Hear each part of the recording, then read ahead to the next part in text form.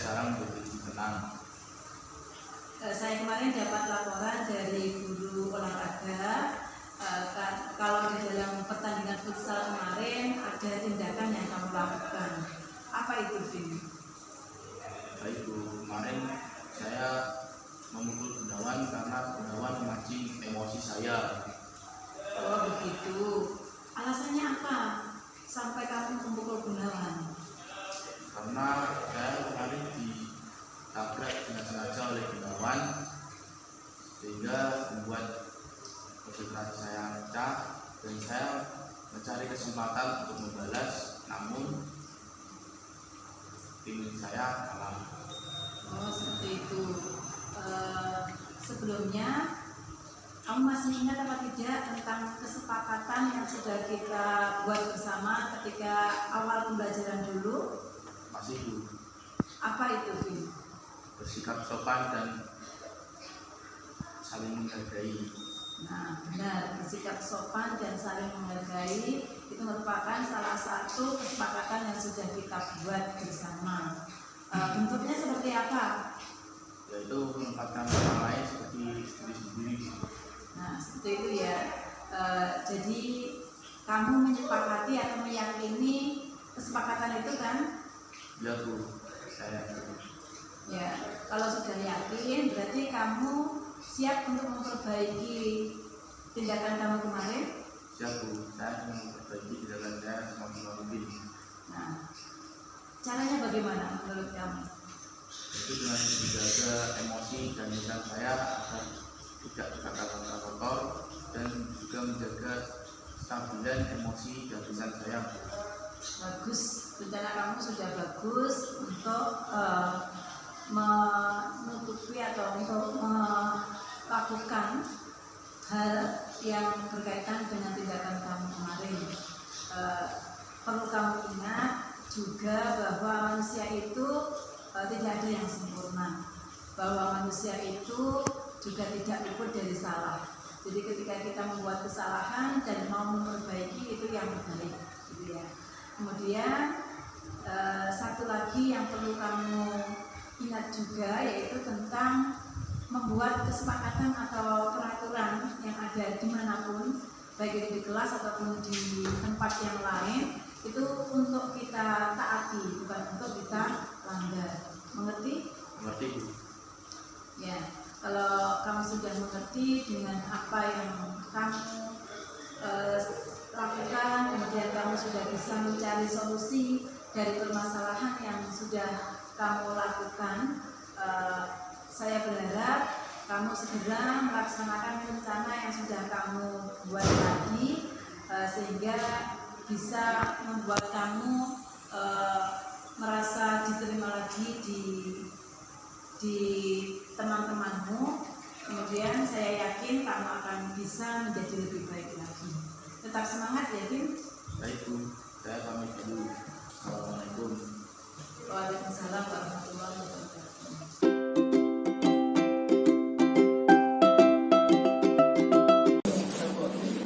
Assalamualaikum warahmatullahi wabarakatuh. Yang terhormat Kepala SMA Negeri 1 Perumahan, Bapak Suyut Prabudi Sarjana Sosial, serta rekan-rekan semua Bapak Ibu Guru SMA Negeri 1 Perumahan yang saya hormati. Pertama-tama marilah kita panjatkan puji syukur kehadirat Allah Subhanahu wa taala karena pada pagi hari ini kita masih diberi kesempatan, kita masih diberi kesehatan dan bisa menghadiri undangan saya untuk mengikuti aksi nyata modul 1.4 dari program calon guru penggerak yang saya beri tema diseminasi modul 1.4 tentang budaya positif. Bapak Ibu yang saya hormati, terlebih dahulu marilah kita bersama-sama meluangkan atau mengosongkan gelas ilmu kita agar apa yang akan saya sampaikan nanti bisa Bapak Ibu terima dengan baik.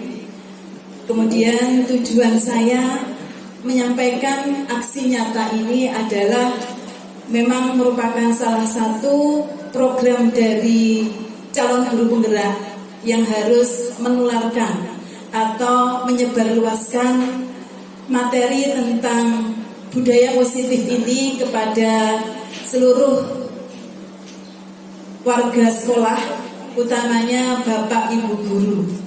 Dan saya juga berharap Bapak Ibu guru nanti ada banyak yang mengikuti guru penggerak ini, karena guru penggerak merupakan program yang sangat baik menurut saya. Dan tidak usah merasa bagaimana tadi ada yang bilang saya sudah tua jadi tidak bisa mengikuti guru penggerak. Memang ketika mengikuti guru penggerak itu ada batasan umur, tetapi untuk ibu-ibu yang masih bersemangat untuk belajar, saya kira bisa mengikuti program pengajar praktik. Jadi ibu-ibu akan mendampingi calon-calon guru penggerak untuk mengikuti pelatihan program guru penggerak tersebut. Seperti itu.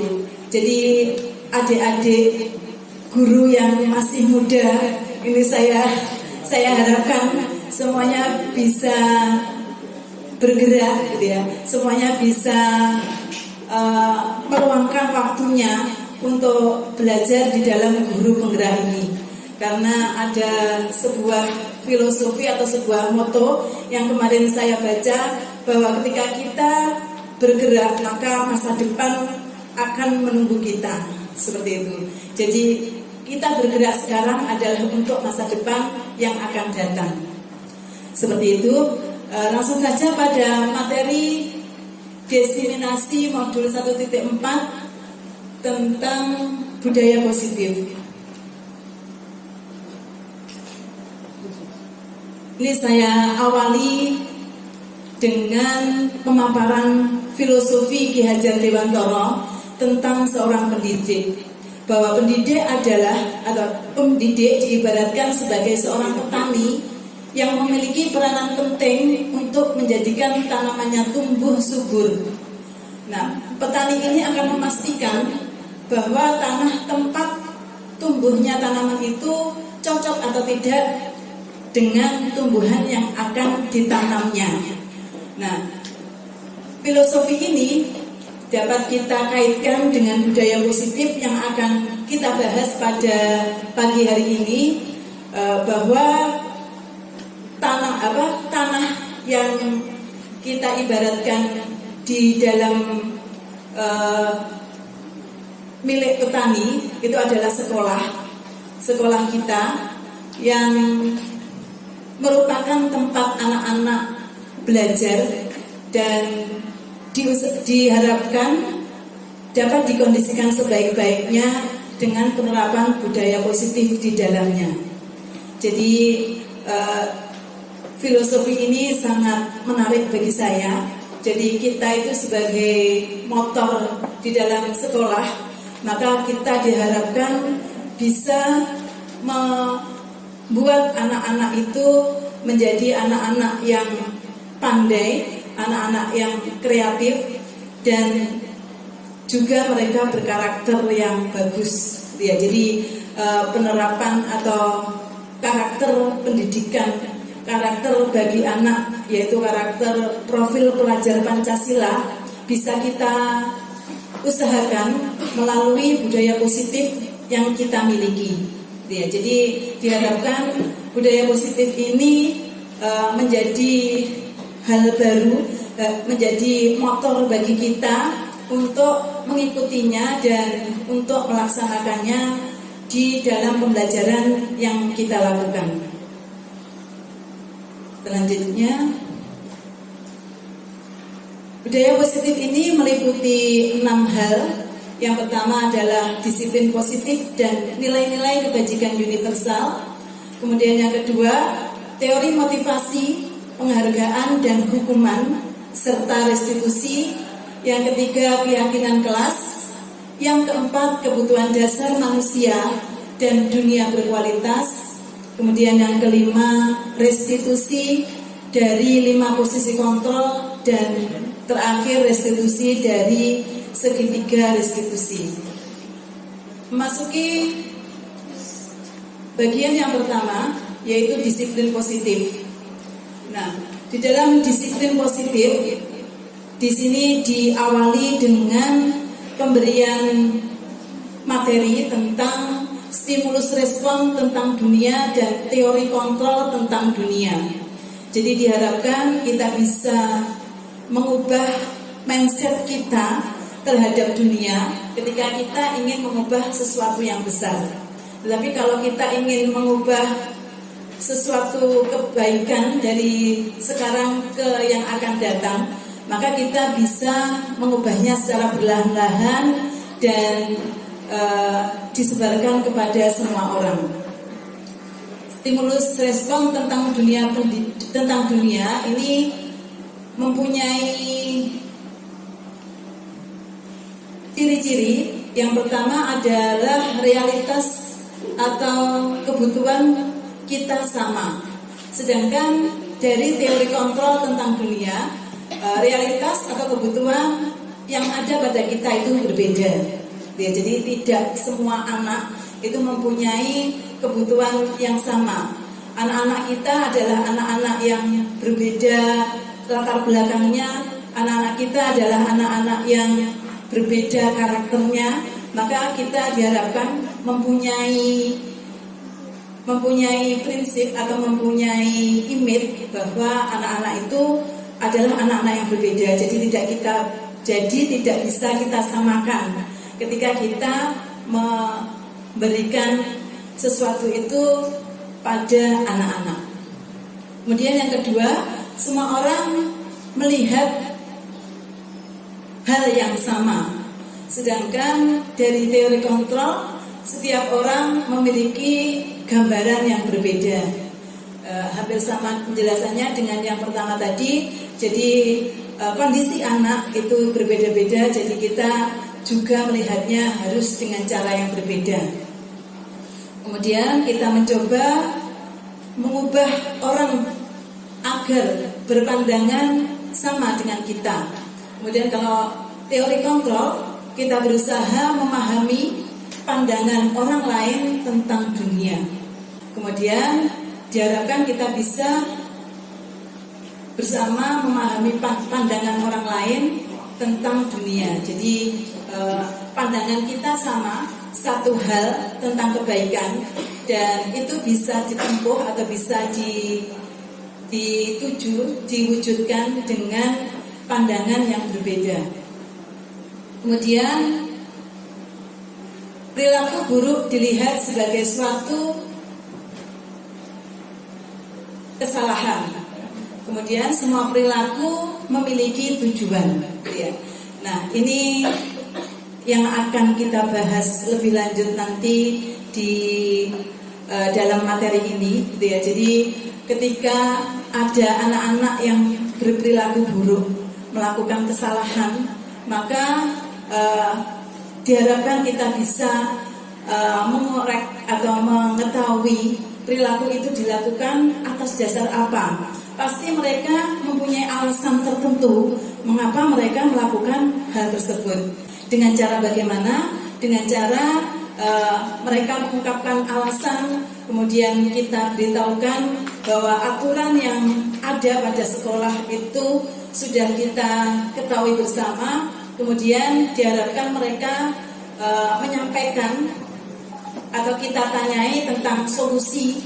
Bagaimana kalau kalian melakukan pelanggaran seperti ini? Apakah ini merupakan hal yang baik? Mungkin bisa kita tanyakan seperti itu. Pastinya ketika mereka memang melakukan pelanggaran, pastinya mereka akan menjawab hal tersebut adalah hal yang salah. Kemudian diharapkan kita bisa menuntun mereka menuju pribadi yang baik, menuju karakter yang baik, menuju karakter yang kuat dengan melakukan restitusi. Itu nanti akan kita bahas di hal berikutnya. Jadi ketika kita menangani anak, maka diharapkan kita bisa menggunakan segitiga restitusi yang bisa membuat karakter anak-anak itu menjadi lebih kuat. Selanjutnya, ini ada sebuah pernyataan yang saya kutip juga dari materi yang saya dapatkan di modul program guru penggerak. Sebagai pendidik, tujuan kita adalah menciptakan anak-anak yang memiliki disiplin dari diri, sehingga mereka bisa berperilaku dengan mengacu pada nilai-nilai kebajikan universal dan memiliki motivasi intrinsik, bukan ekstrinsik. Di sini titik tekannya itu adalah motivasi intrinsik. Jadi ketika anak-anak melakukan sesuatu, maka motivasi yang mereka lakukan, motivasi yang mereka gunakan itu adalah motivasi intrinsik, motivasi dari dalam diri mereka. Jadi mereka melakukan sesuatu itu karena kesadaran mereka untuk berbuat kebaikan, untuk melakukan kebaikan, ya, bukan karena paksaan dan bukan karena menghindari hukuman, seperti itu. Jadi ketika kita melakukan sesuatu pasti kan juga ada motivasinya ya, Bapak Ibu. Ketika kita melakukan sesuatu, misalkan kita sebagai Bapak Ibu guru mengikuti sebuah pelatihan, pastinya di situ kita mempunyai motivasi. Apa motivasi saya mengikuti pelatihan tersebut? Nah, di situ diharapkan bagi kita juga ada motivasi intrinsik, yaitu kesadaran akan hal yang kita ikuti itu akan bermanfaat bagi kita, akan bisa kita gunakan untuk membawa anak-anak atau menuntun anak-anak menuju profil pelajar Pancasila, seperti itu. Kemudian di sini ada teori motivasi yang kedua, teori motivasi, hukuman, penghargaan, dan restitusi. Kita awali untuk bagian kedua ini, yaitu informasi atau pendapat yang disampaikan oleh Diana Gosen dalam bukunya Restruction School Discipline, menyatakan ada 3 motivasi perilaku manusia. Nah, ini saya sengaja untuk menampilkan 3 motivasi yang biasa dimiliki manusia untuk berperilaku, untuk melakukan sesuatu. Yang pertama adalah untuk menghindari ketidaknyamanan atau hukuman. Ini adalah tingkat terendah dari sebuah motivasi. Jadi kita melakukan sesuatu itu untuk apa? Apakah untuk menghindari hukuman atau ketidaknyamanan? Jadi misalkan seorang anak melakukan sesuatu yang mereka anggap itu adalah peraturan yang mengikat mereka atau peraturan yang memaksa mereka, maka di situ akan muncul motivasi ini, yaitu motivasi untuk menghindari hukuman atau ketidaknyamanan. Nah, orang ini biasanya akan bertanya, apa yang akan terjadi apabila saya menghindari hukuman atau ketidaknyamanan? Sebenarnya mereka sedang menghindari permasalahan yang mungkin muncul dan berpengaruh pada mereka secara fisik, psikologis maupun tidak terpenuhinya kebutuhan mereka. Jadi ini berkaitan dengan fisiologis dan psikologis yang mereka tidak dapatkan, dan motivasi ini merupakan motivasi eksternal. Jadi ini sebenarnya motivasi yang berasal dari luar yang membuat kita itu akan bertindak seperti orang pertama ini. Kemudian yang kedua adalah untuk mendapatkan imbalan atau penghargaan dari orang lain. Ini motivasi setingkat lebih tinggi dibanding dari motivasi yang pertama. Ya. Mereka sudah tidak menghindari hukuman atau ketidaknyamanan, tetapi mereka mengharapkan imbalan atau hadiah dari perilaku yang mereka lakukan. Ya. Dan motivasi ini juga merupakan motivasi eksternal. Seringkali orang dalam motivasi ini akan bertanya, apa yang akan saya dapatkan apabila saya melakukannya. Jadi mereka melakukan tindakan itu untuk mengharapkan penghargaan ataupun imbalan ataupun hadiah dan lain sebagainya. Motivasi ini menurut saya sudah mulai lebih baik daripada motivasi yang pertama tadi. Jadi mereka tetap semangat melakukan sesuatu, melakukan peraturan, melakukan kedisiplinan, tetapi dengan imbalan atau dengan penghargaan yang mereka harapkan didapat. Dan yang terakhir adalah untuk menjadi orang yang mereka inginkan dan menghargai diri sendiri dengan nilai-nilai yang mereka percaya. Jadi orang motivasi ketiga ini sudah mempunyai prinsip atau sudah mempunyai keyakinan bahwa apa yang mereka lakukan itu merupakan atau mempunyai tujuan untuk menghargai diri sendirinya dengan nilai-nilai yang mereka percaya. Oke, jadi mereka sudah mengetahui kebaikan-kebaikan yang diakibatkan oleh perilaku yang mereka lakukan, dan ini merupakan motivasi intrinsik atau motivasi dari dalam diri orang itu sendiri. Jadi motivasi intrinsik ini merupakan motivasi yang kita harapkan muncul pada semua orang, ya. Tidak hanya dari siswa-siswa kita, juga dari diri kita sendiri, ya.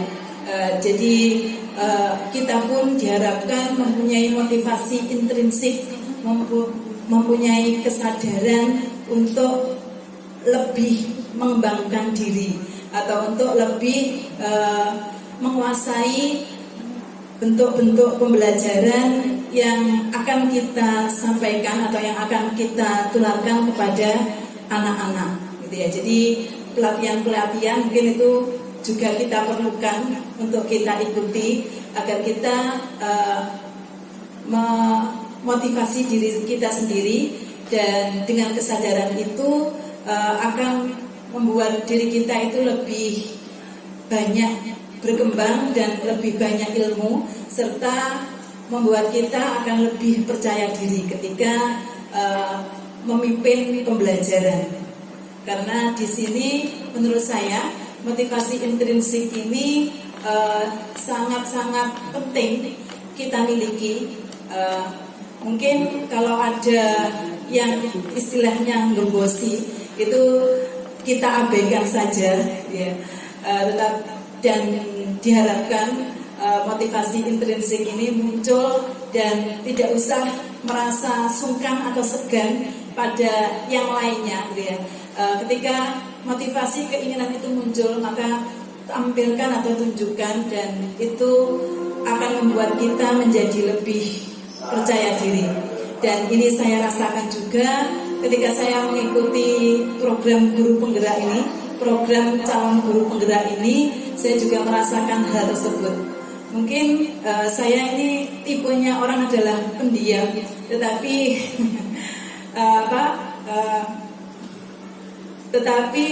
saya itu punya, insya Allah sudah punya motivasi intrinsik, motivasi dari dalam diri saya bahwa saya ingin belajar dan belajar tentang hal yang tidak saya ketahui. Karena saya menyadari bahwa saya itu masih banyak sesuatu yang belum saya miliki, kemampuan-kemampuan untuk pembelajaran yang belum saya miliki, sehingga saya bertekad memberanikan diri untuk mengikuti pelatihan-pelatihan, dan insya Allah manfaatnya akan saya dapatkan nanti di masa yang akan datang. Dan sekarang pun saya juga sudah merasakan hal tersebut. Kemudian, nah ini tentang kata restitusi. Mungkin Bapak Ibu sudah pernah mendengar kata ini selain dari yang saya ucapkan tadi. Sudah, Pak Edi? Program calon guru penggerak ini, saya pun juga menganggap bahwa ini merupakan hal yang baru bagi saya. Dan ini juga memotivasi saya untuk bisa lebih bisa menuntun anak-anak, menuntun siswa kita untuk mencapai karakter yang kuat. Karena seperti yang sudah kita ketahui bersama, setelah pandemi 2 tahun ini, banyak karakter-karakter yang perlu ditingkatkan lagi yang dimiliki oleh anak-anak. Jadi hal ini mungkin bisa kita terapkan nantinya di dalam pembelajaran yang kita lakukan, sehingga anak-anak akan bisa belajar di sekolah ini dengan nyaman, dengan bahagia, dan akhirnya mereka mendapatkan kebahagiaan dan keselamatan yang setinggi-tingginya. Seperti dari tujuan pendidikan yang disampaikan oleh Ki Hajar Dewantoro. Di sini disampaikan bahwa restitusi adalah sebuah cara menanamkan disiplin positif pada murid. Jadi ini merupakan cara yang bisa kita gunakan untuk menanamkan disiplin positif kepada siswa kita. Kemudian restitusi adalah proses menciptakan kondisi bagi murid untuk memperbaiki kesalahan mereka, sehingga mereka bisa kembali pada kelompok mereka dengan karakter yang lebih kuat. Seperti yang beberapa kali saya sampaikan, bahwa ketika kita menangani, menuntun anak dengan menggunakan restitusi ini, maka anak-anak akan mempunyai karakter yang lebih kuat, karena mereka akan menemukan, atau kita tuntun, kita ajak mereka untuk menemukan solusi dari permasalahan yang mereka hadapi, gitu ya. Jadi di sini restitusi ini akan membuat karakter anak lebih kuat. Kemudian restitusi juga adalah proses kolaboratif yang mengajarkan murid untuk mencari solusi untuk masalah dan membantu murid berpikir tentang orang seperti apa yang mereka inginkan dan bagaimana mereka harus memperlakukan orang lain.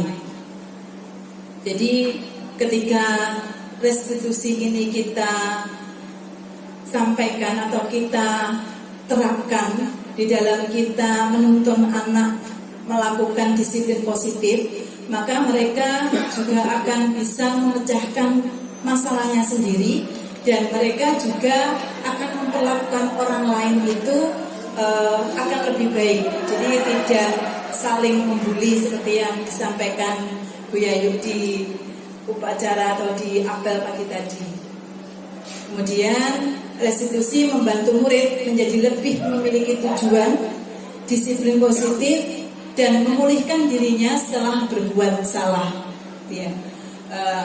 Mungkin nanti akan kita banyak bahas tentang segitiga restitusi atau restitusi 5 kontrol yang nanti juga akan saya sampaikan.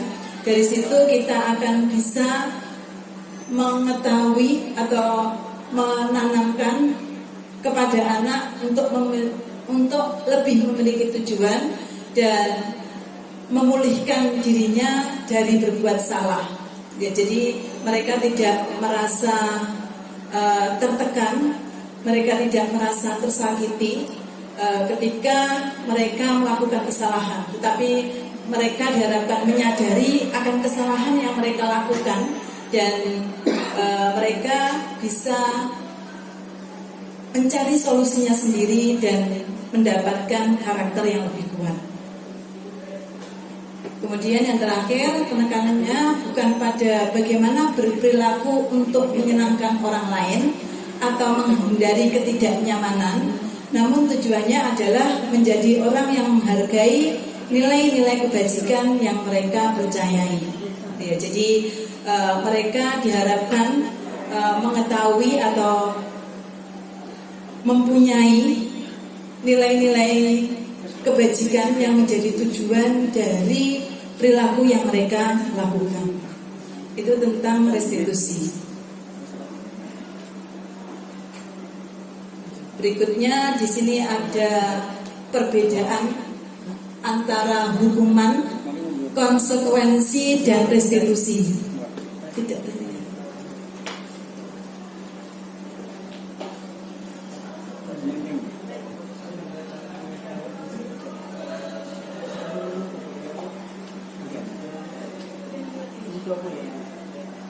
Ya, jadi hukuman, apakah beda antara hukuman, konsekuensi, dan restitusi? Di atas sudah dituliskan bahwa di atas pernyataan hukuman itu ada identitas gagal, sedangkan di atas kata disiplin, yaitu adanya konsekuensi dan restitusi, itu ada identitas sukses. Bagaimana ciri dari ketiga hal tersebut? Yaitu yang pertama, ketika kita memberikan hukuman, maka murid atau anak belajar menyembunyikan kesalahan. Mereka akan segan untuk melakukan atau untuk mengaku tentang kesalahan yang mereka lakukan. Mereka akan menghindari itu, tetapi ketika mereka mengetahui tentang konsekuensi dan restitusi ini, maka dampak bagi murid atau anak belajar taat peraturan, dan murid, kalau restitusi, murid atau anak belajar memecahkan masalah. Jadi ketika anak melakukan kesalahan, ketika diberi hukuman, maka anak ini akan berusaha untuk menyembunyikan kesalahannya. Tetapi kalau kita sampaikan konsekuensi ini adalah kesepakatan yang sebelumnya sudah dibuat, gitu ya.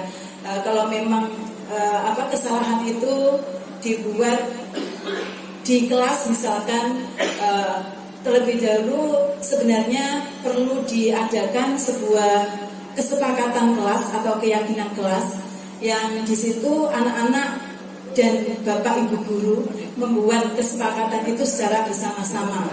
Jadi anak-anak tahu ketika melakukan hal yang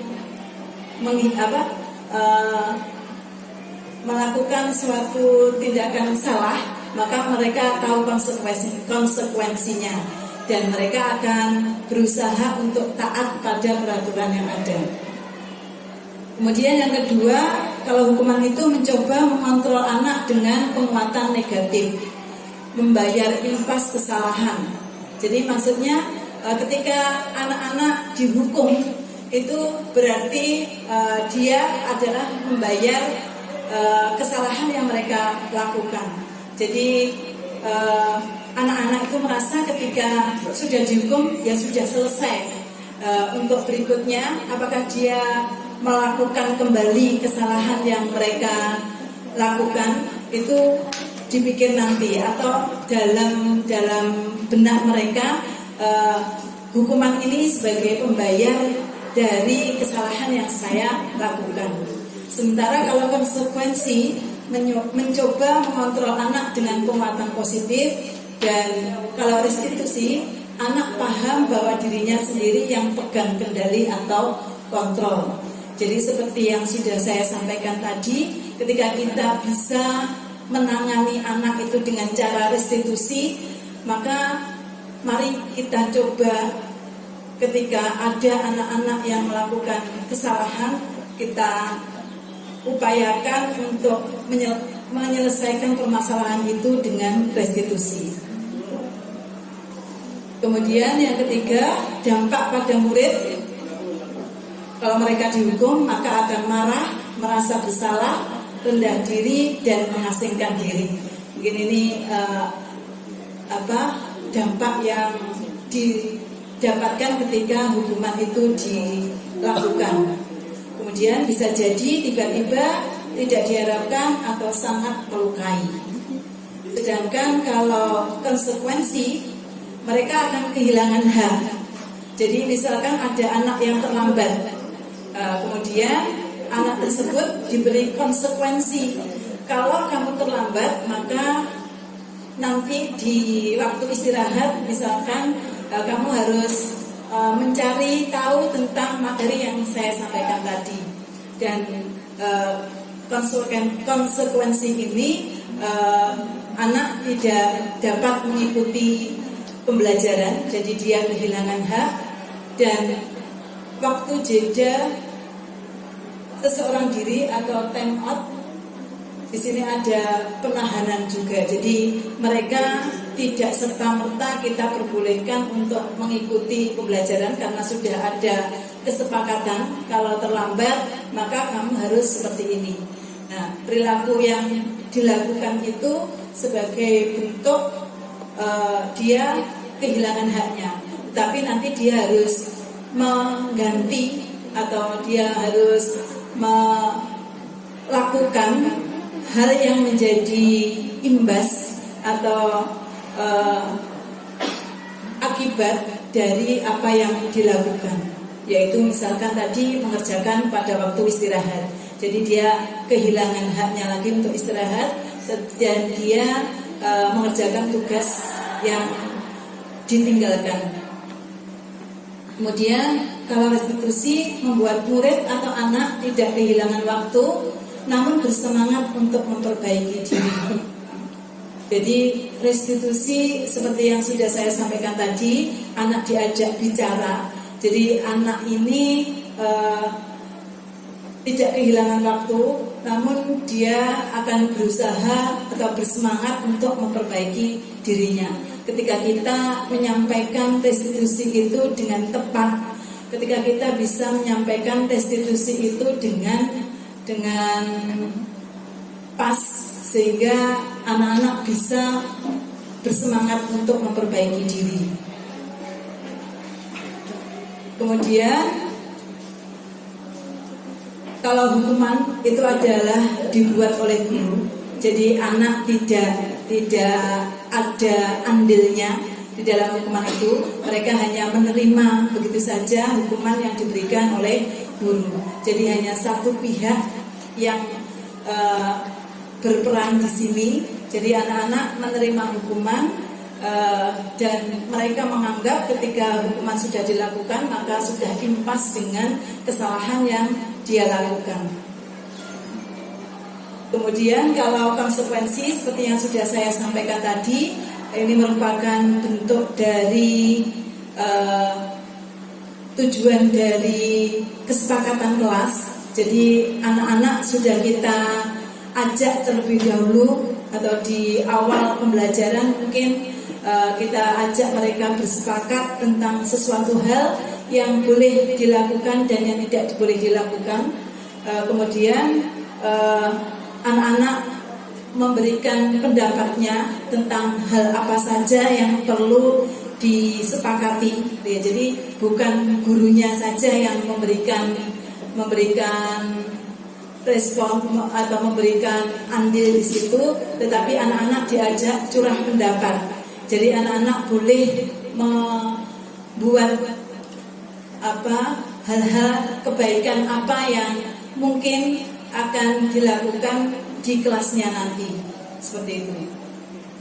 Kemudian kalau restitusi dibuat oleh murid atau anak, ya, jadi anak akan dituntun untuk menemukan solusi atas permasalahan yang mereka hadapi. Tetapi yang menentukan itu bukan guru, tetap bukan keduanya, murid dan guru, tetapi murid itu sendiri. Jadi mereka ketika melakukan kesalahan, mereka akan menyadari kesalahan itu dan memberikan solusi atas dirinya sendiri. Kemudian mereka bisa kembali ke kelompoknya dengan karakter yang lebih kuat. Kemudian hukuman itu menyakitkan. Guru menjalani konsekuensi dengan menyalahkan, mengkritik, menyindir, dan merendahkan. Ini ya. Jadi kalau hukuman ini masih kita terapkan dalam menuntun anak, maka ini akan bisa menyakitkan diri anak dan mereka bisa merasa disalahkan dan direndahkan, seperti itu. Sementara kalau konsekuensi membantu, guru menyatakan peraturan, kemudian melakukan peringatan dan menerapkan konsekuensi. Karena awalnya tadi sudah disepakati, maka ketika melakukan pelanggaran, maka guru tinggal mengingatkan saja bagaimana kesepakatan kelas kita, seperti itu. Jadi misalkan di kelas tidak boleh memakai HP kecuali mata pelajaran tertentu yang memang memerlukan HP, atau misalkan di salah satu pembelajaran kita, gitu ya. Jadi ketika kita mengajar dengan anak-anak pun boleh kita atau dianjurkan kita untuk melakukan kesepakatan dengan anak-anak. Jadi ketika mereka melanggar, mereka melakukan kesalahan, maka kita tinggal mengingatkan kepada mereka, kemudian menerapkan konsekuensi yang sudah dibuat secara bersama.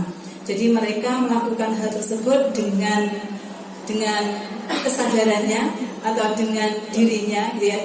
Bukan karena paksaan, tetapi karena ingin melaksanakan konsekuensi yang telah disepakati.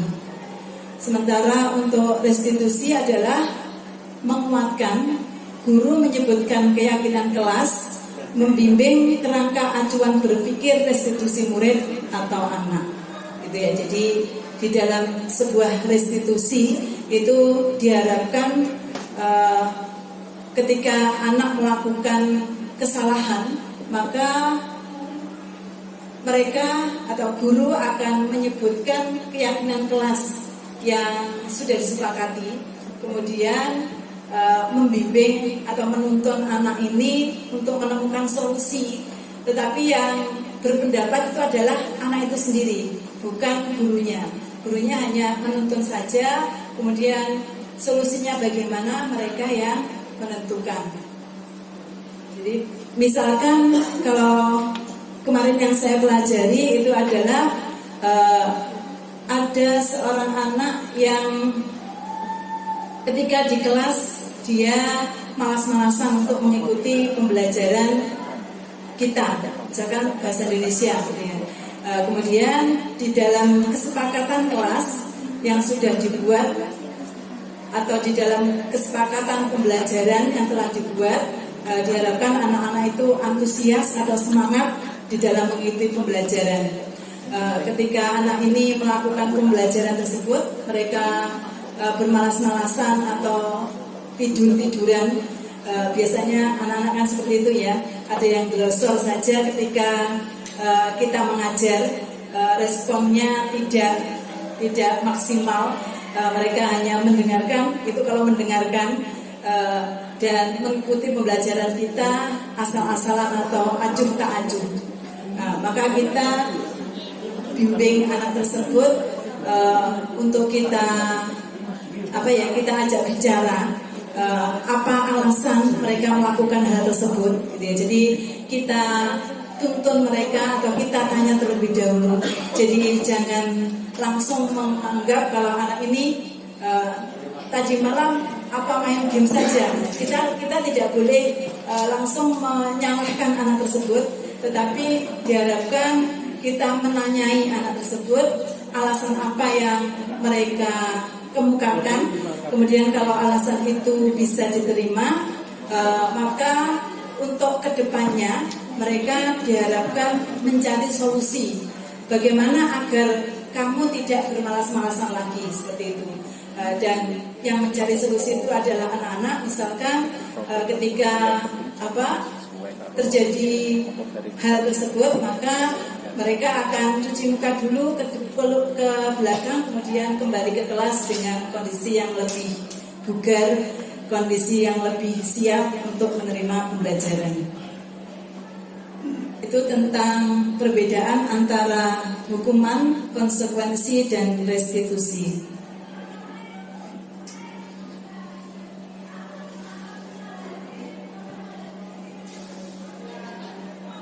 Ini untuk berikutnya adalah tentang teori kontrol yang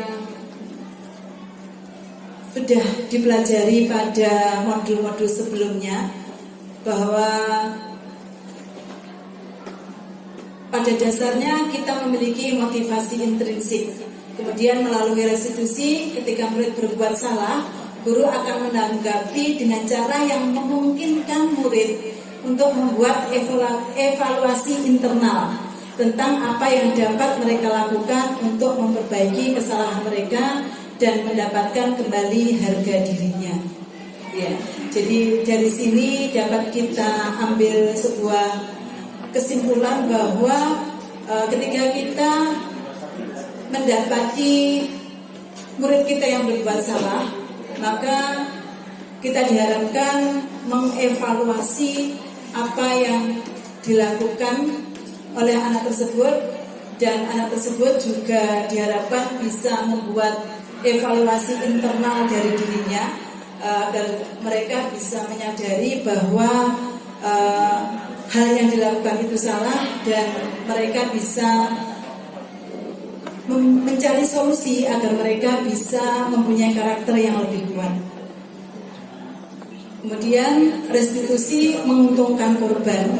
Korban di sini yang dimaksud adalah tindakan yang dilakukan oleh mereka. Mungkin kalau mereka bermalas-malasan tadi, korbannya juga anak itu sendiri, tetapi juga menguntungkan orang yang telah berbuat salah. Seperti yang saya sampaikan tadi, misalkan murid bermalas-malasan tadi, korbannya adalah gurunya dan teman-temannya karena dia tidak fokus sehingga mengganggu temannya. Kemudian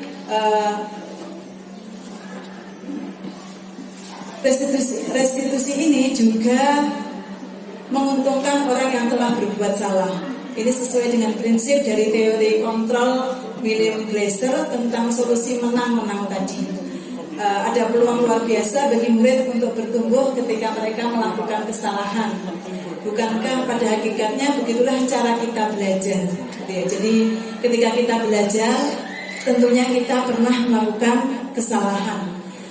Tetapi ketika kita melakukan kesalahan, itu bukan berarti kita gagal, tetapi kita diharapkan bisa menggunakan kesalahan itu sebagai pelajaran bagi kita untuk menapaki langkah-langkah berikutnya yang menghilangkan kesalahan tadi dan menggantinya dengan solusi yang telah ditemukan. Ketika guru memecahkan masalah perilaku mereka, murid akan kehilangan kesempatan untuk mempelajari keterampilan yang berharga untuk kehidupan mereka. Jadi murid diharapkan bertanggung jawab atas perilaku yang mereka lakukan. Ketika mereka melakukan suatu kesalahan, maka diharapkan mereka juga bisa menemukan solusi atas dirinya, sehingga di perilaku-perilaku berikutnya kesalahan yang sudah diambil pelajarannya tadi tidak akan diulangi kembali.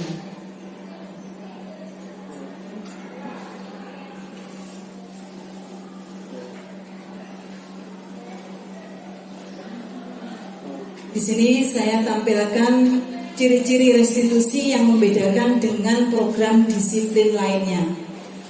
Yaitu yang pertama, restitusi bukan untuk menebus kesalahan, namun untuk belajar dari kesalahan. Kemudian yang kedua, restitusi memperbaiki hubungan. Jadi di sini tidak ada pihak yang disalahkan. Jadi hubungan antara siswa dengan guru tetap baik, tetap berjalan dengan normal, dan mereka tidak merasa sakit hati, tetapi mereka menemukan solusi yang dilakukan itu di kemudian hari. Kemudian restitusi adalah tawaran, bukan paksaan. Jadi di situ tidak ada istilah paksaan bagi anak yang melakukan kesalahan itu membuat atau mencari solusinya. Tetapi di situ adalah tuntutan agar mereka bisa kembali mempunyai karakter yang baik dan berusaha untuk meninggalkan kesalahan yang telah dilakukan. Restitusi menuntun untuk melihat ke dalam diri. Ya, jadi di sini kita bisa melakukan atau anak bisa melakukan introspeksi dirinya. Ketika mereka melakukan kesalahan, maka mereka diharapkan bisa mencari solusinya dan dia bisa melihat dirinya sendiri. Ketika saya melakukan kesalahan ini, maka saya akan berusaha menghilangkannya dengan perilaku yang ini dan seterusnya. Kemudian restitusi diri adalah cara yang paling baik. Jadi dari 3 hal yang tadi saya jelaskan, yaitu tentang hukuman, konsekuensi, dan restitusi. Restitusi ini adalah hal yang paling baik, sehingga perlu kita terapkan di dalam membina atau membuat anak-anak itu menjadi tahu akan kesalahan yang mereka perbuat dan bisa kembali menjadi baik, meninggalkan kesalahan yang telah dilakukan. Kemudian restitusi menguatkan. Jadi restitusi ini justru akan membuat karakter anak menjadi kuat. Kemudian restitusi fokus pada solusi, bukan pada hal yang telah dilakukan, tetapi solusinya bagaimana agar kamu bisa menjadi lebih baik. Jadi anak dituntun untuk mencari solusi ini. Jadi fokusnya pada solusi. Kesalahan yang mereka lakukan itu adalah mungkin sebuah kekhilafan atau sesuatu yang wajar, karena orang itu kan tempatnya salah gitu. Orang itu ada kalanya melakukan kesalahan, tetapi dari kesalahan yang mereka lakukan itu bisa dibuat atau diambil pelajarannya, sehingga mereka bisa kembali ke kelompoknya dengan karakter yang lebih baik.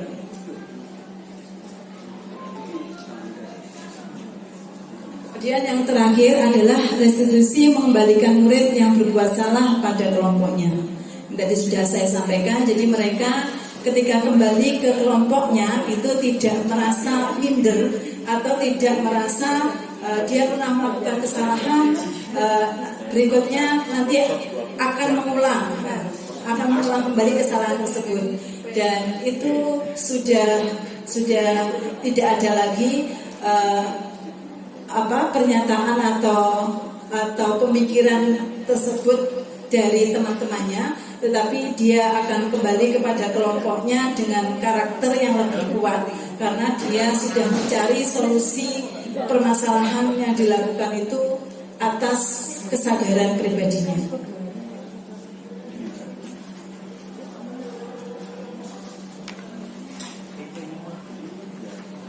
Kemudian yang ketiga, seperti yang saya sampaikan tadi, tentang keyakinan kelas. Mungkin di sini saya perlu bertanya kepada Bapak Ibu, ada yang sudah membuat kesepakatan kelas di kelasnya? Ada? Sudah?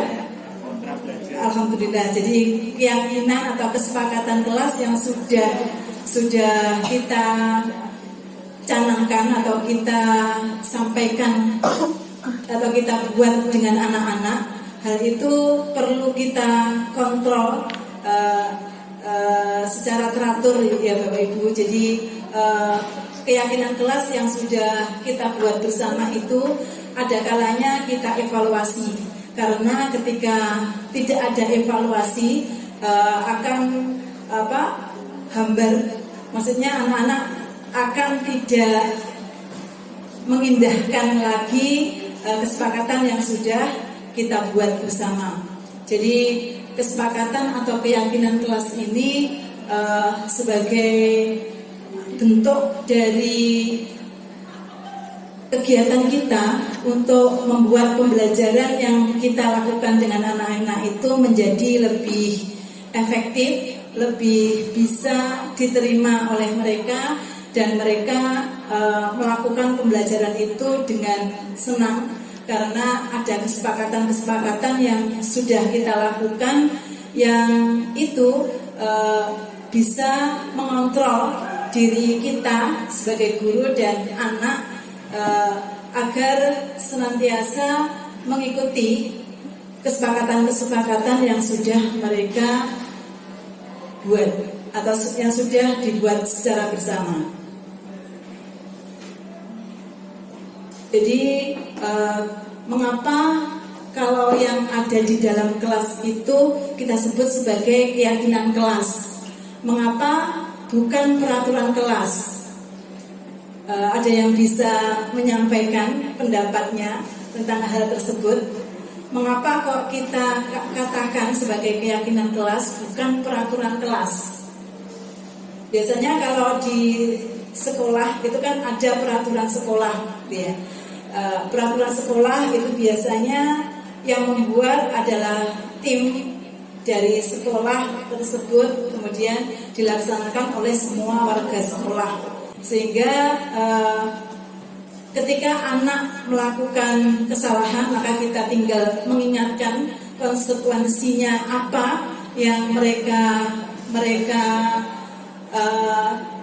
sepakati. Jadi setelah membuat kesepakatan kelas, kemudian ada konsekuensi yang harus kita sepakati juga, gitu ya. Jadi misalkan kalau saya di kelas 10-11 membuat kesepakatan kelas, yang pertama hadir di kelas 5 menit sebelum bel berbunyi.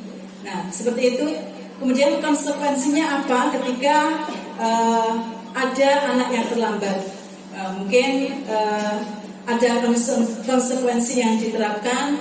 Mereka kita beri atau kita arahkan untuk melaksanakan konsekuensi yang telah disepakati tersebut. Jadi tidak gurunya membuat konsekuensi tersendiri, tetapi konsekuensi itu juga dibicarakan antara guru dan murid, seperti itu. Jadi dengan demikian keyakinan kelas itu akan lebih memotivasi seseorang dari dalam, karena ketika mereka sudah sama-sama mengetahui motivasi, sama-sama mengetahui kesepakatan yang telah dilakukan, kemudian ketika mereka melakukan kesalahan atau mereka tidak mentaati peraturan tersebut, keyakinan tersebut, maka mereka langsung bisa mengetahui atau melaksanakan konsekuensi yang ada. Kemudian yang kedua, keyakinan kelas. Karena keyakinan kelas lebih membuat seseorang lebih semangat melakukan daripada peraturan yang tertulis tanpa makna. Biasanya peraturan itu kan hanya tertulis begitu saja, dan yang membuat adalah satu pihak. Dan mungkin dengan adanya keyakinan kelas itu tadi, maka mereka sudah mengetahui dampak ketika mereka melakukan kesalahan. Nah, ketika setiap kelas sudah ada keyakinan kelasnya, maka akan mempermudah bagian tata tertib, gitu ya, tata tertib sekolah untuk mengatur atau untuk mendisiplinkan anak-anak gitu. Jadi keyakinan kelas ini diharapkan bisa kita terapkan atau bisa kita laksanakan, kita implementasikan di dalam kelas kita masing-masing, kemudian ditulis ditaruh di dinding agar mereka senantiasa mengetahui atau senantiasa mengingat kesepakatan-kesepakatan yang telah dibuat bersama.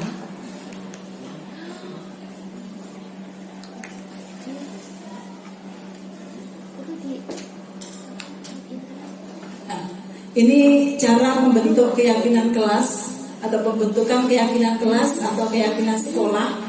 Kalau secara lebih global itu memang keyakinan sekolah, tetapi mungkin kita yang bisa langsung kita implementasikan di dalam pembelajaran yang kita ampu itu adalah keyakinan kelas atau keyakinan dalam melaksanakan pembelajaran.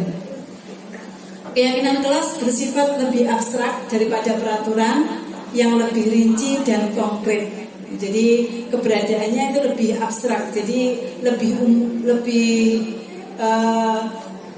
mengacu pada kebutuhan-kebutuhan yang ada di dalam kelas tersebut gitu ya. Jadi tidak ada patokan tertentu bahwa keyakinan kelas itu harus tentang ini tidak, tetapi keyakinan itu berdasarkan kebutuhan dari kelas tersebut.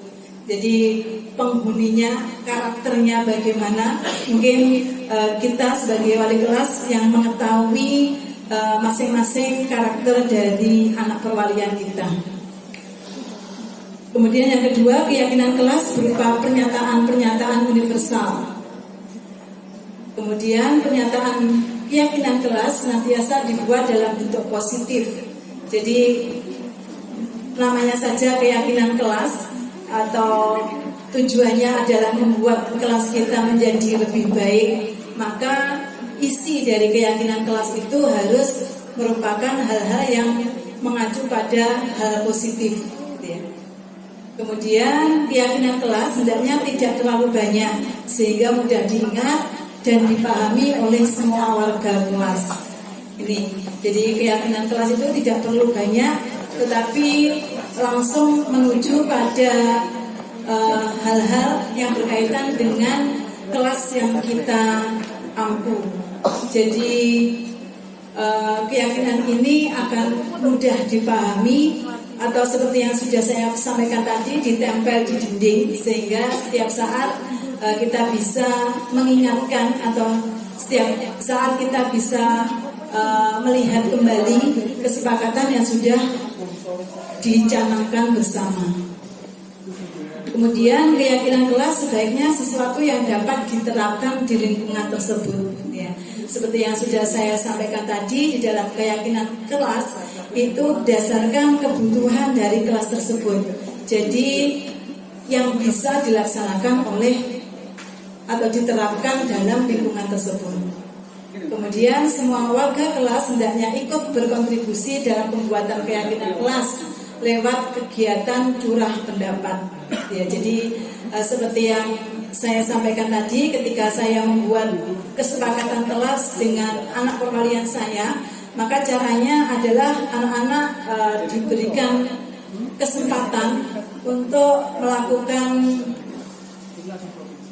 pemberian pendapat. Ya, jadi bisa jadi dilakukan dengan cara membagikan kertas kepada anak untuk menuliskan kesepakatan apa atau kelas impian yang bagaimana kelas impian kalian. Di situ dituliskan juga keyakinan kelas lainnya. Jadi apa yang diharapkan dari kelas tersebut, misalkan kelasnya diharap bersih setiap saat. Nah, maka ketika kelas itu kotor, maka ada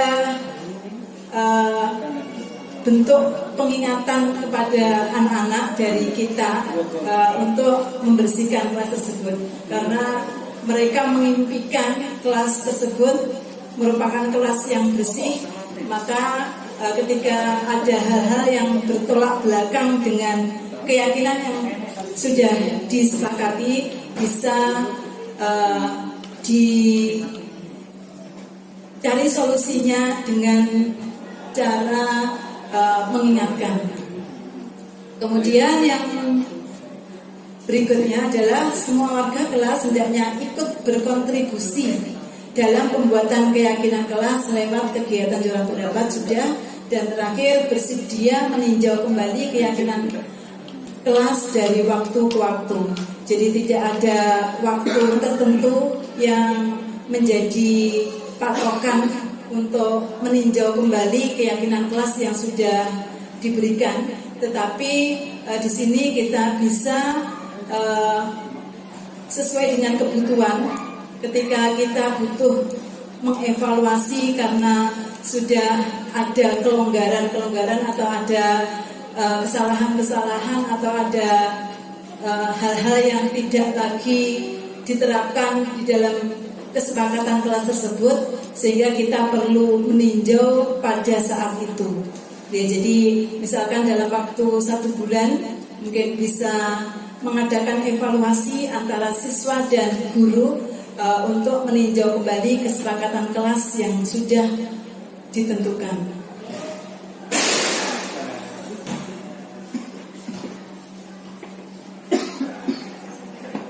Budaya positif yang keempat adalah kebutuhan dasar manusia dan dunia berkualitas. Di sini kebutuhan dasar manusia dibedakan menjadi 5. Yang tengah itu merupakan kebutuhan bertahan hidup, dan ini merupakan hal yang utama yang merupakan kebutuhan hidup bagi manusia untuk bertahan hidup. Kemudian ada kesenangan, kebebasan, penguasaan, dan cinta dan kasih sayang.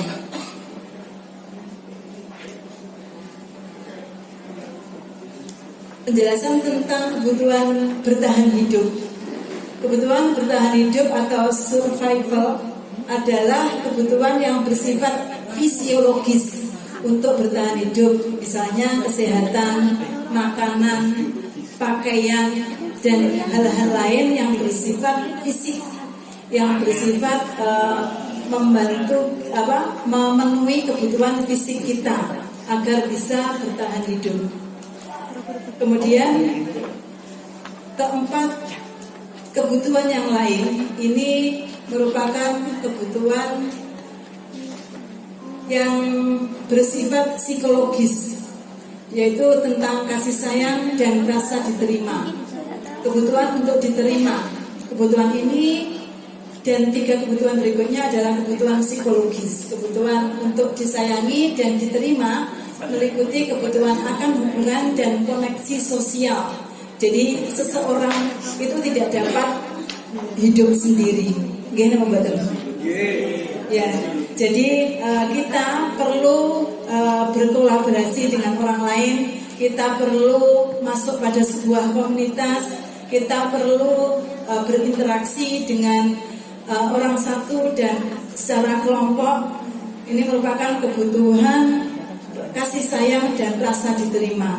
Ketika kita sudah diterima di dalam kelompok kita, maka kita sudah terpenuhi kebutuhan yang kasih sayang ini.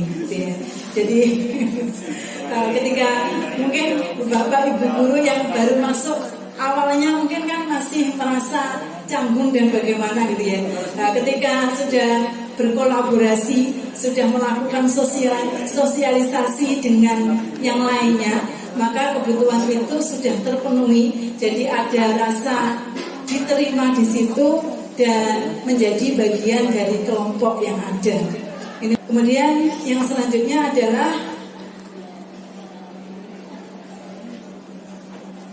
kebebasan atau kebutuhan akan pilihan. Kebutuhan bebas adalah kebutuhan akan kemandirian, otonomi, memiliki pilihan dan mampu mengendalikan arah hidup seseorang. anak-anak dengan kebutuhan kebebasan yang tinggi menginginkan pilihan, mereka perlu banyak bergerak, suka mencoba-coba, tidak terlalu terpengaruh orang lain dan senang mencoba hal baru dan menarik.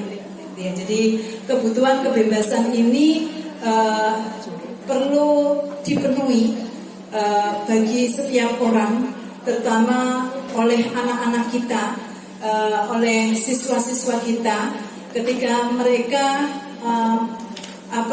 mengomunikasikan kepada kita bagaimana pembelajaran yang membuat mereka senang, membuat mereka nyaman, maka itu bisa kita eksplorasikan, maksudnya kita penuhi keinginan mereka. Misalkan kalau pelajaran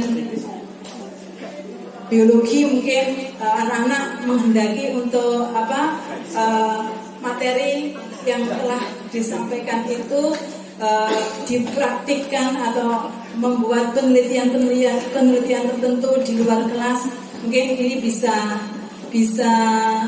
kita penuhi. Dengan catatan kita juga punya metode dan pendekatan yang sesuai dengan pembelajaran yang kita sampaikan. Kemudian berikutnya adalah kesenangan atau kebutuhan untuk merasa senang. Kebutuhan akan kesenangan adalah kebutuhan untuk mencari kesenangan, bermain dan tertawa. Bayangkan saja ketika kita hidup kemudian merasa sedih terus, itu kan akan membuat diri kita tertekan. Gleiser menghubungkan kebutuhan akan kesenangan dengan belajar. Jadi mereka bersenang-senang dengan belajar. Jadi belajar itu tidak harus memaksakan diri untuk berpikir, tetapi mungkin dengan metode yang kita terapkan di dalam pembelajaran kita, anak-anak bisa dengan bermain, kemudian bisa dengan tertawa, bisa dengan hal-hal lain yang membuat mereka senang, tetapi dalam kondisi belajar juga. Jadi bermainnya itu dalam kondisi belajar. Jadi kita sebagai guru diharapkan juga kreatif untuk membuat anak-anak ini merasa nyaman, merasa senang ketika belajar di pembelajaran yang kita ambil.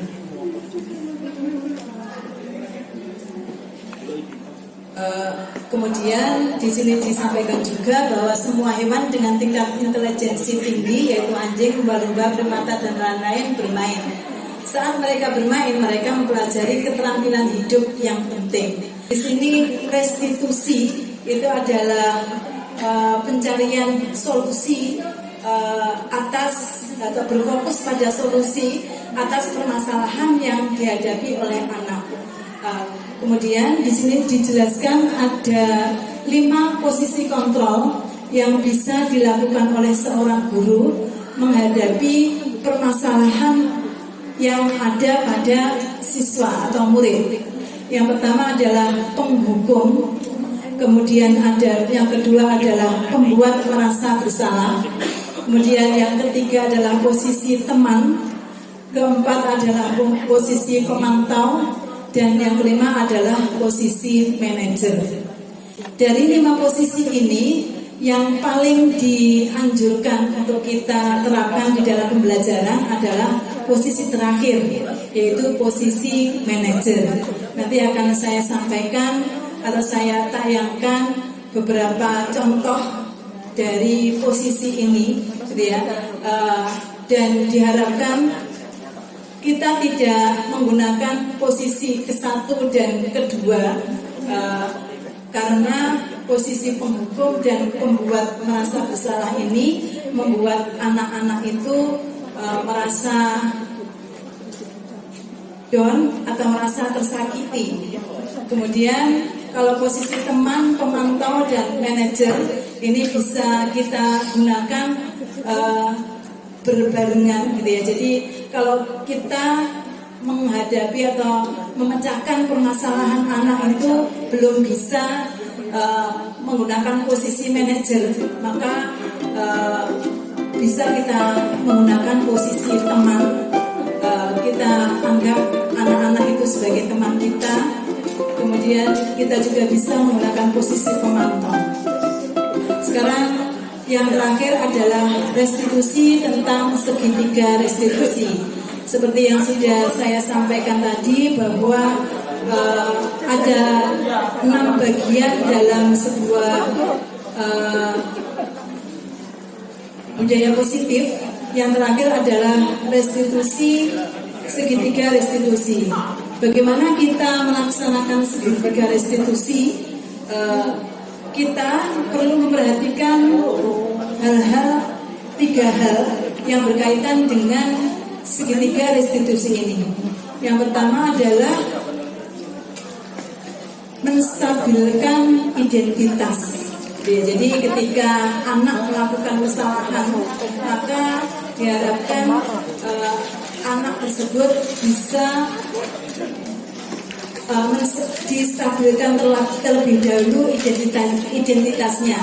Jadi permasalahan atau kesalahan yang dilakukan itu atas dasar apa, tujuannya apa, perlu kita tanyakan terlebih dahulu. Kemudian yang kedua adalah validasi tindakan yang salah. Jadi kita tunjukkan bahwa ketika dia melakukan hal tersebut itu adalah hal yang salah. Ketika kita memvalidasi masalah, kemudian menunjukkan keyakinan yang ada, melakukan kesalahan menjadi, atau anak yang melanggar peraturan karena sedang mencari perhatian adalah anak yang sedang mengalami kegagalan. Dia mencoba untuk memenuhi kebutuhan dasarnya, namun ada benturan. Kalau kita mengkritik dia, maka kita akan tetap membuatnya dalam posisi gagal. Masih ada satu, yaitu sisi yang ketiga, yaitu menanyakan keyakinan kelas. Nah, setelah kita mengetahui atau memvalidasi tindakan yang disampaikan oleh anak, maka di sisi terakhir adalah menanyakan keyakinan kelas. Jadi dengan menanyakan keyakinan kelas tersebut, anak akan mencari solusi dari apa yang mereka lakukan secara sadar dan secara pribadi. Maksudnya di sini atas kesadaran dirinya sendiri, dan ini merupakan motivasi atau cara yang dari unsur intrinsik tadi. Mungkin ini yang bisa saya sampaikan tentang budaya positif yang perlu kita terapkan di dalam pembelajaran kita atau di dalam sekolah kita, gitu ya. Jadi pengimplementasian budaya positif ini sangat penting untuk kita lakukan agar terwujud sekolah yang kita cita-citakan. Demikian saya akhiri. Wassalamualaikum warahmatullahi wabarakatuh.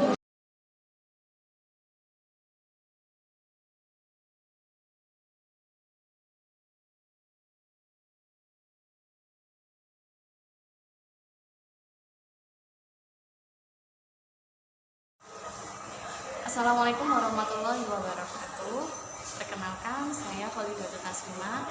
Saya merupakan rekan kerja Ibu Kusmini, sekaligus salah satu pengajar di SMA 1 Perumahan. Beberapa hari yang lalu Ibu Kusmini melakukan aksi nyata budaya positif terhadap teman-teman SMAN, teman-teman pengajar SMA 1 Perumahan. Di sini saya tertarik sekali budaya positif ini menanamkan positif terhadap siswa. Bagaimana kita menanamkan sikap positif kepada siswa. Di antaranya adalah yang saya sangat tertarik tentang kontrol dari baik. Tidak ada anak yang nakal, tidak ada satu anak yang